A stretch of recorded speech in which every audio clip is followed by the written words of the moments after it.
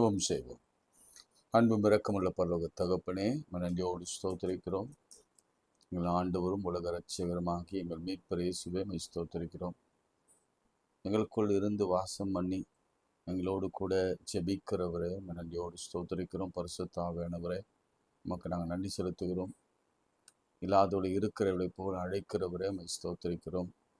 எங்களுக்காக யாவையும் செய்து முடித்தவரே, முடிக்கிறவரே ஸ்தோத்திரிக்கிறோம். நான் நிற்பதும் நிர்மூலமாகாமல் இருப்பதும் கிருபையே ஸ்தோத்திரிக்கிறோம்.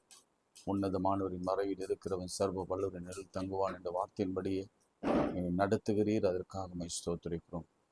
இருள் உண்டாகும் பயங்கரத்துக்கும், பகலில் பறக்கும் அம்புக்கும், இருளில் நடமாடும் கொடை நோய்க்கும், மத்தியானத்தில் பாழாக்கும் சங்காரத்துக்கும் நீ பயப்படாதிருப்பா என்ற வார்த்தையை நீர் நிறைவேற்றுவதிலே உண்மையா, அந்த வாக்குத்தத்தத்தை நிறைவேற்றுவதில் உண்மையாக இருந்து வருகிறீரே, மக்க ஸ்தோத்திரம்.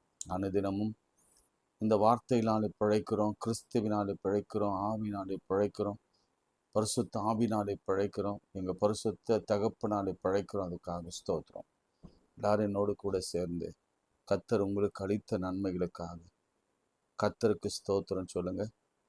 இயேசு கிறிஸ்துவின் நாமத்தினாலே நீங்கள் பெற்றுக்கொண்ட நன்மைக்காக ஸ்தோத்திரம் சொல்லுங்க. பரிசுத்தாவின் வல்லமையினாலே நீங்கள் பெற்றுக்கொண்ட அதிசயங்களுக்காக நன்றின்னு சொல்லுங்க.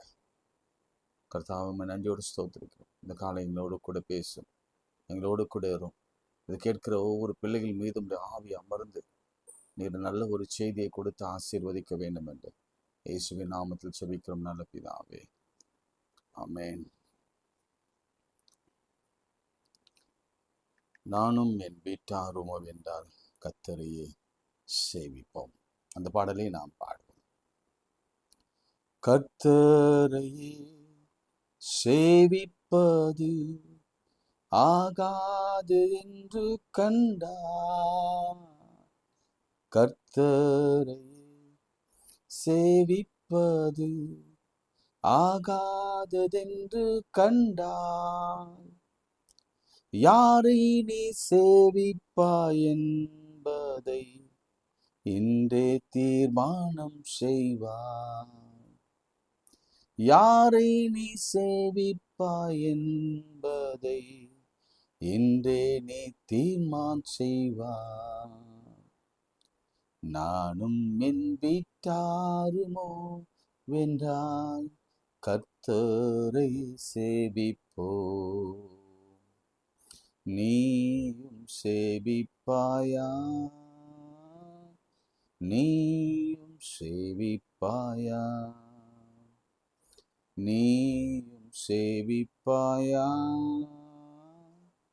நீயும் சேவிப்பாயா. நம் பாதையில் காப்பாற்றியே கர்த்தர் நடத்தினாரே. நம் பாதையில் காப்பாற்றியே கர்த்தர் நடத்தினாரே. கர்த்தர் தந்த ஆசீர்வாதம் கண்டு நன்றியாய் சேவிப்பாயா. கர்த்தர் தந்த ஆசீர்வாதம் கண்டு நன்றியாய் சேவிப்பாயா. நானும் என் வீட்டாருமோ என்றால் கர்த்தரை சேவிப்போ. நீயும் சேவிப்பாயா, நீயும் சேவிப்பாயா. நன்மையான ஈவுகளை தேவாதி தேவன் தந்தார். நன்மையான ஈவுகளை தேவாதி தேவன் தந்தார். கீழ்ப்படிந்தே அவர் சத்தம் கேட்டு சாட்சியாய் ஜீவிப்பாயா. கீழ்ப்படிந்து அவர் சத்தம் கேட்டு சாட்சியாய் ஜீவிப்பாயா.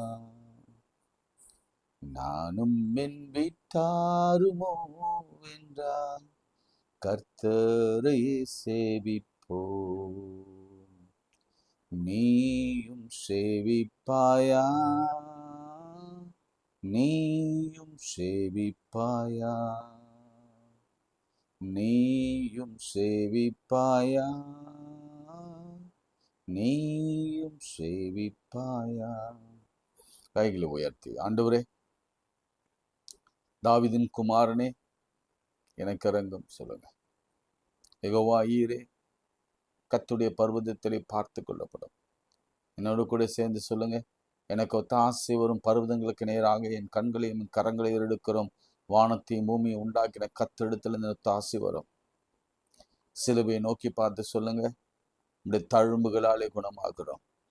நம்முடைய இரத்தத்தினாலே பாவம் மன்னிப்பின் உறுதியை பெற்றுக்கொள்கிறோம். ஆண்டவரே, இருக்கிற எல்லா வியாதிகளும் பலவீனங்களும் நோய்களையும் நீர் சிலுவையில ரத்தம் சிந்தி மீட்டெடுத்து நம்முடைய தழும்புகளால் எங்களை குணமாக்குகிறீர், குணமாக்கினீர், குணமாக்க போகிறீர். அதுக்காக ஸ்தோத்திரம். எல்லாம் பலவீனமா இருக்கிறவங்க, சுகவீனமா இருக்கிறவங்க, வியாதியில் இருக்கிறவங்க ஏசுன்னு சொல்லுங்க போதும். வேற ஏதோ கூட அட்ஜெக்டிவ்ஸ் வேண்டவே வேண்டாம். இயேசுவேன்னு சொல்லுங்க. இன்னும் தேவைப்பட்டா எனக்கு இறங்குங்கன்னு சொல்லுங்க போதும். இன்னும் தேவைப்பட்டா நம்முடைய தழும்புகளாலே, இயேசுவின் தழும்புகளாலே நான் குணமானேன்னு சொல்லி விசுவாச அறிக்கை பண்ணுங்க போதும். ஆண்டவரே, எங்கள் குறைகளை கிறிஸ்து இயேசுக்குள் நிறைவாக மாற்றுங்க. ஆண்டவர் 5 அப்பம் 2 மீனை 1000 பேருக்கு மேலா அவர் போஷித்தது போல உங்களையும் காலையும் மாலையும் வேலையும் இந்த உலகத்துல போஷிக்க அவர் உள்ளவராக இருக்கிறார். காகத்தை பாருங்க, குருவியை பாருங்க, அது விதைக்கிறதும் இல்லை, நூற்கிறதும் இல்லை. கர்த்தர் அதையும் போஷிக்கிறார். தகப்பன் தன் பிள்ளைக்கு இறங்குறது போல கர்த்தர் தன் பிள்ளைக்கு மீனை கேட்டார், பாம்பை கொடுப்பாரோ? அப்பத்தை கேட்டார், கல்லை கொடுப்பாரோ? பொல்லாத பிதாக்களாகிய நீங்கள், தகப்பனாகிய நீங்கள் உங்க பிள்ளைகளுக்கு நல்ல ஈவுகளை கொடுக்க அறிந்திருக்கும் பொழுது பரமபிதா நல்லதுக்கு மாத்திரம் தான் கொடுப்பார். இந்த வேளையில திருமண வாழ்க்கை, நல்ல திருமண வாழ்க்கை, நல்ல பேரு காலம், நல்ல குடும்ப வாழ்க்கை, நல்ல பிள்ளைகளை, நல்ல குடும்பத்தை, நல்ல பிஸ்னஸை, நல்ல வேலையை, நல்ல தொழிலை அவர் கொடுப்பது அதிக நிச்சயம் அல்லவா? இயேசுவின் நாமத்தில் இதை நாங்கள் பெற்றுக்கொள்கிறோம். இயேசுவின் நாமத்தில் ஜெபிக்கிறோம். நன்றி உள்ள இருதயத்தோடு ஸ்தோத்திரிக்கிறோம் எங்கள் ஜீவனுள்ள நல்ல பிதாவே, ஆமென். பிரியமானவர்களே, நாம் இப்போ தகப்பனார்களை குறித்து, ஃபாதர்ஸை குறித்து நாம் பார்த்து கொண்டு வருகிறோம்ல. ரொம்ப இன்ட்ரெஸ்டிங்காக இருக்கு எனக்கு இதை வாசிக்கும் பொழுது, தியானிக்கும் பொழுது. இன்னைக்கு காலையில் முழுவதும் தகப்பனை குறித்து நான் தியானித்து கொண்டிருந்த பொழுது, தகப்பன் எவ்வளவு முக்கியம் என்பதை குறித்து தியானித்த பொழுது எனக்குள்ளே உண்மையாகவே அப்பாவின் அன்பு புரிந்து கொள்ள முடிகிறது. அதுதான் சொல்வேன். தகப்பனின் அன்பு, கர்த்தரின் அன்பை, இயேசு கிறிஸ்து நம்ம தகப்பனாக நம்ம ஏற்றுக்கொண்ட அன்பை என்னால் புரிந்து கொள்ள முடிகிறது. இன்றைக்கு நாம ஏலி என்ற ஒரு தகப்பனை குறித்து நாம் பார்க்க போகிறோம். 1 சாமுவேல்ல ஏலியை குறித்து நாம பார்க்கிறோம். 1 சாமுவேல் 1ஆம் அதிகாரம், அதுல எத்தனாம் வசனம் பாருங்க.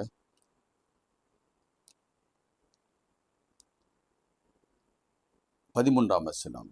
ஆனால் தன் இருதயத்திலே பேசினால் அவளுடைய உதடுகள் மாத்திரம் அசைந்தது, அவள் சத்தமாக கேட்கப்படவில்லை.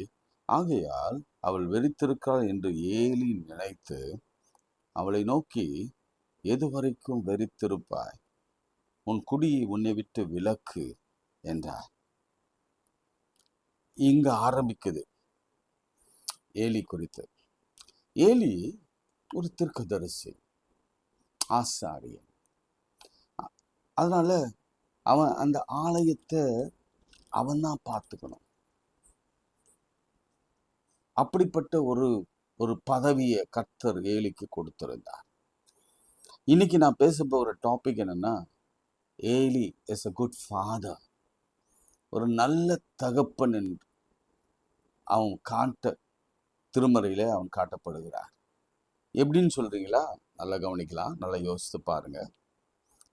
ஏலி ஆலயத்துல வைராக்கியமுள்ளவனாக, ஆலயத்தின் மீது மிகவும் வைராக்கியம் உள்ளவனாக இருந்தபடினாலதான் இங்க அவன் என்ட்ரன்ஸ்ல உட்கார்ந்து உள்ள போறவங்க யாரு, திரும்பி வரும் பொழுது அவங்க என்னமா இருக்கிறாங்க என்பதெல்லாம் நிதானித்து பார்க்கிறவனாக இருந்தான்.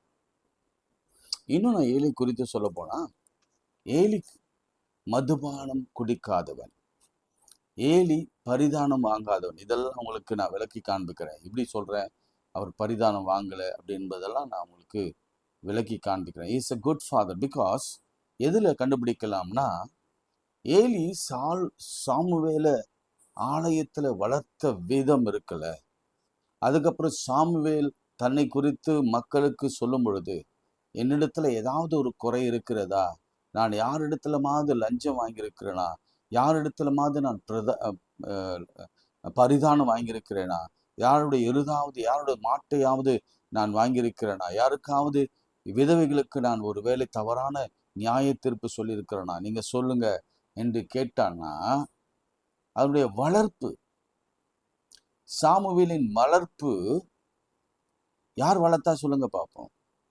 பால் மறக்கிற வரைக்கும் அண்ணல் வளர்த்தாங்க. பால் மறந்து கிட்டத்தட்ட 21 வயதுல தான், கிட்டத்தட்ட 18 to 21 இயர்ஸ்க்குள்ளதான் கர்த்தர் சாமுவேல் இடத்துல பேசினார். ஒரு 16 இருக்கும். இந்த யங் ஏஜ்ல, அந்த டீன் ஏஜ்ல, அந்த ஏர்லி 20ஸ்ல அவன் ரொம்ப உத்தமனா நடந்தான்னா, உண்மையா நடந்தான்னா, அதற்கு காரணம் யாருன்னா ஏலிதான். வார்த்தை அபூர்வமா இருந்த பொழுது கர்த்தர் சாமுவேல் இடத்துல பேசினார். 2 முறை சாமுவேல் சொல்றாரு, தாத்தா என்ன கூப்பிட்டீங்களா? தாத்தான்னு சொன்னாரா தெரியல. கூப்பிட்டீங்களா? இல்லப்பா போய் படுத்துக்கோ. 2வது முறை கர்த்தர் கூப்பிட்ட போது, சாமுவேலேன்னு கூப்பிட்ட பொழுது அவனுக்கு விளங்கல, அந்த வாய்ஸ் ரெகக்னைஸ் ஆகல. போய் திரும்ப ஏலி எழுப்பி, என்ன கூப்பிட்டீங்களா? இல்லம்மா போய் படுத்துக்கோ. 3ஆம் முறை சாமுவேலை கர்த்தர் கூப்பிட்ட பொழுது ஏலி புரிந்து கொண்டார். வார்த்தை அபூர்வமா இருந்தபடினால உடனே அவர் சொன்னார், நீ போ, நான் சொல்றதை திரும்ப சொல்லு. கர்த்தாவே சொல்லும், அடியேன் கேட்கிறேன்னு சொல்லு. இது என்ன டீச்சிங் கவனிங்க. ஒரு பிள்ளை வளர்க்க வேண்டிய விதத்துல அவன் வளர்த்தான் சாமுவேல். இன்ஃபேக்ட் ஸோ இவன் ஒரு நல்ல தகப்பன். நீங்க பைபிள்ல ஒருவேளை ஏலியுடைய மனைவி பற்றி இல்லாம போயிருந்தாலும், ஏலியுடைய மனைவியை அவன் கொடுமைப்படுத்தினதாகவோ, அல்லது ஏலி விபச்சாரத்துல அடல்ட்ரியில ஈடுபட்டதாகவோ, ஏலி கொழுப்பானதை சாப்பிட்டதாகவோ, அல்லது அங்க வருகிற பலி ஆடுகளையோ பலி மாடுகளையோ அதனுடைய நினத்தையோ அல்லது அதனுடைய போர்ஷன் ஆஃப் ஃப்ளஷையோ கேட்டதாகவோ, அல்லது அவர் பணம் கேட்டதாகவோ சரித்திரம் இல்லை. அவர் குடிக்காதவர். எப்படி சொல்றேன்னா, எப்படி சொல்றீங்க பாருங்க.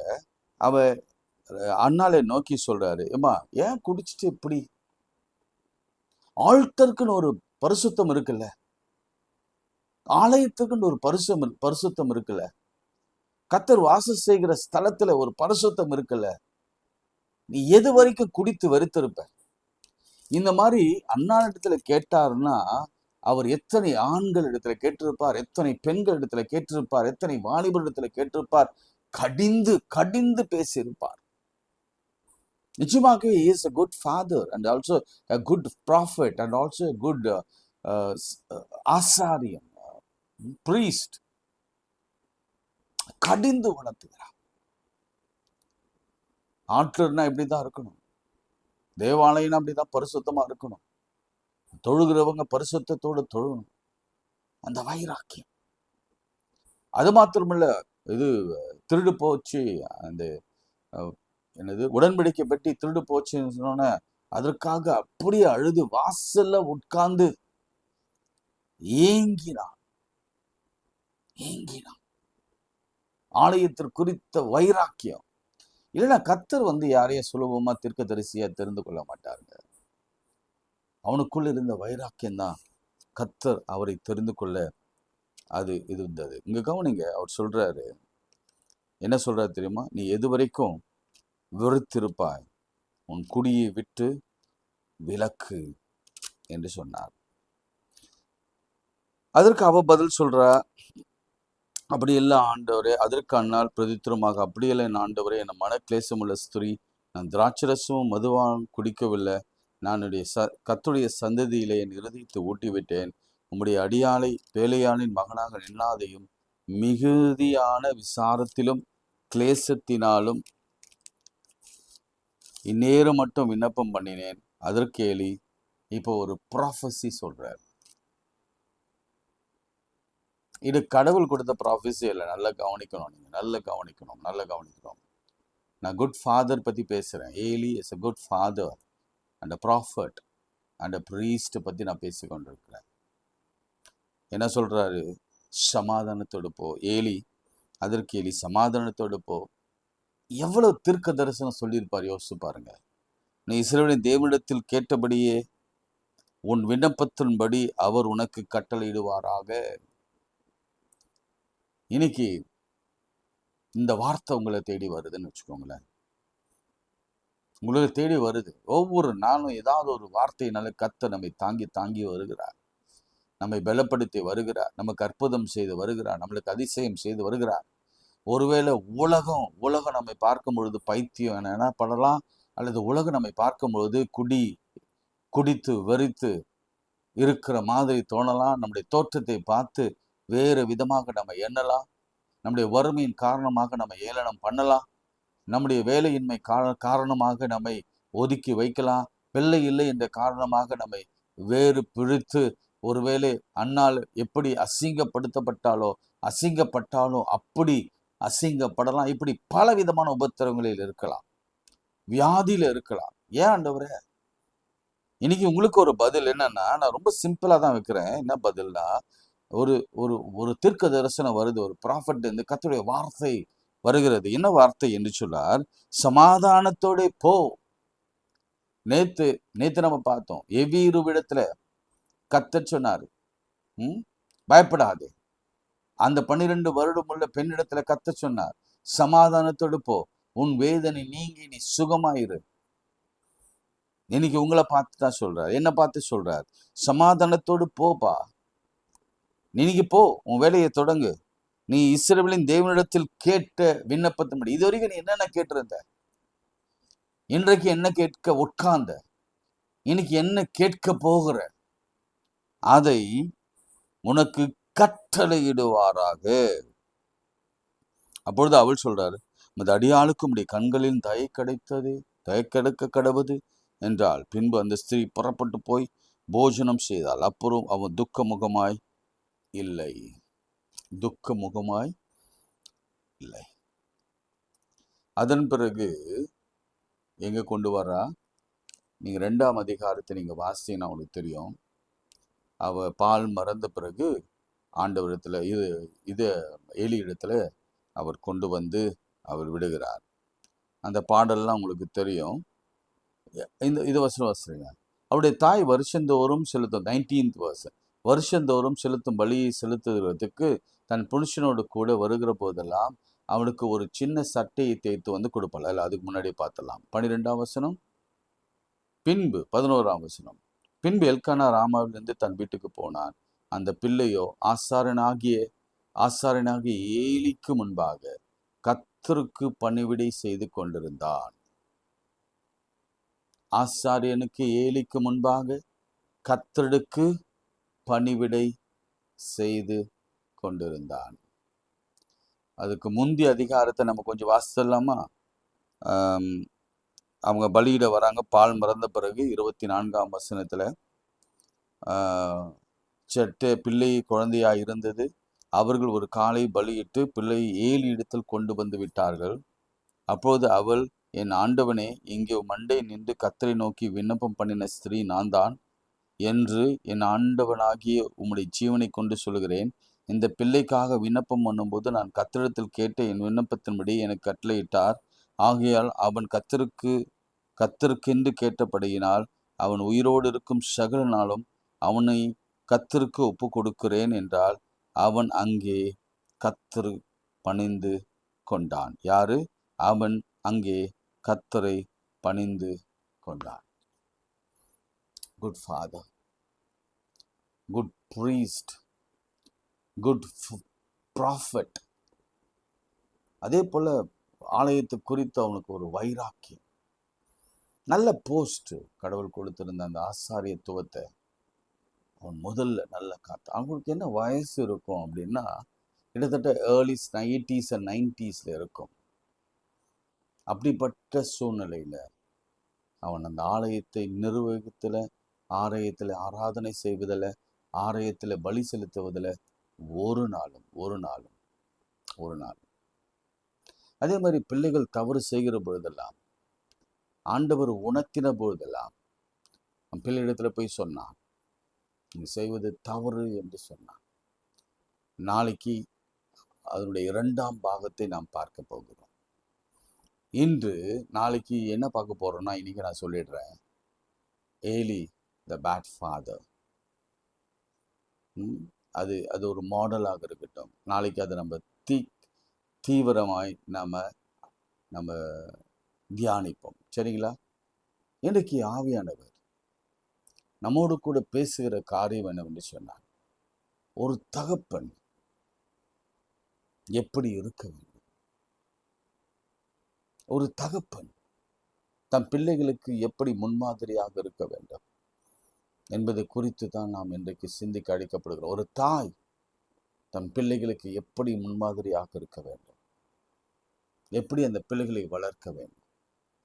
இன்னொரு விஷயமும், ஒருவேளை குழந்தை இல்லைன்னா நிச்சயம் கேளுங்க, அன்னாலை போல கர்த்தர் உங்களுக்கு ஒரு குழந்தைய நீங்க பொருத்தனையோடு கூட ஒரு ஜெபத்தை ஏறிடுங்க.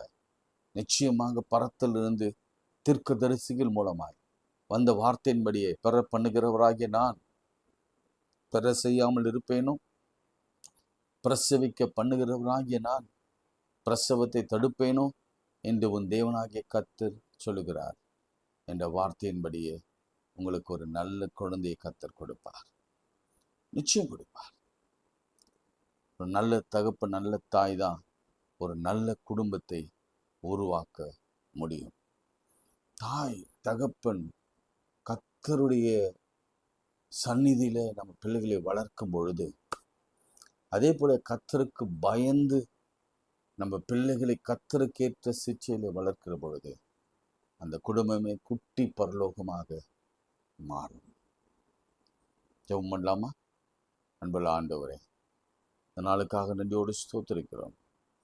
அன்பு தாசன் ஏலியை வைத்து சில காரியங்களை நாங்கள் சிந்தித்தோம்.